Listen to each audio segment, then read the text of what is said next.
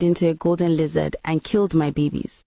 At every birth, she appeared from nowhere, crawled into the baby's room, then disappeared. And as soon as she disappeared, my child died. The same nightmare repeated 3 times. In the quiet streets of Enugu, where the red-roofed houses sleep in the heat of the evening, lived a couple that misfortune seemed to pursue relentlessly.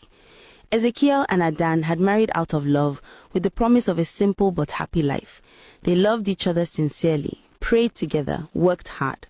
However, their house had never seen the laughter of a child for more than a month. The first baby, a girl named Shisom, died in her sleep a week after her birth. The second, a boy, had stopped breathing in Adan's arms, without crying, without reason. The third, again, only a few days later, had left like the others. Each time, the doctors talked about a respiratory crisis, rare diseases. But Adan knew deep down that this was not the case. There was something darker, older, something that no stethoscope could hear. Because at every birth, the same phenomenon was happening. Always when she brought the newborn home, a little golden lizard appeared out of nowhere, sometimes on the wall near the cradle, sometimes behind the door. It remained still for a moment, fixing the baby with its shiny eyes, then disappeared. And a few hours later, the child stopped breathing. The first time, he had not paid attention. The second, Adan had felt his heart tighten but had not said anything. The third time, she had understood. This lizard was not an ordinary animal. Since then, fear had settled in their home, a fear that Ezekiel refused to name. For him, it was all a coincidence, but for Adan, it was a sign that someone somewhere did not want their lineage to live.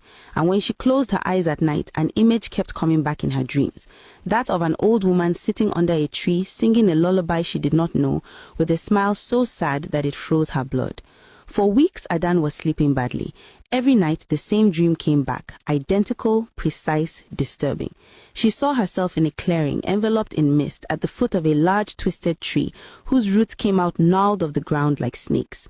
Under this tree, an old woman was singing softly, throwing an empty calabash on her knees. Her voice was hoarse, but full of a strange tenderness. And at the end of the lullaby, the woman raised her head, fixed Adan, and murmured, "What belongs to me cannot live elsewhere." Adan was always waking up in a daze, her heart beating, the sheets soaked with sweat. But one night, as she was getting out of this nightmare, she understood. This voice, she knew it. It was that of Mama Chinyere, Ezekiel's mother. However, she had never had a bad memory of her. Since their marriage, Mama Chinyere had stayed in the village, too old to travel. She often called, prayed for them, spoke gently.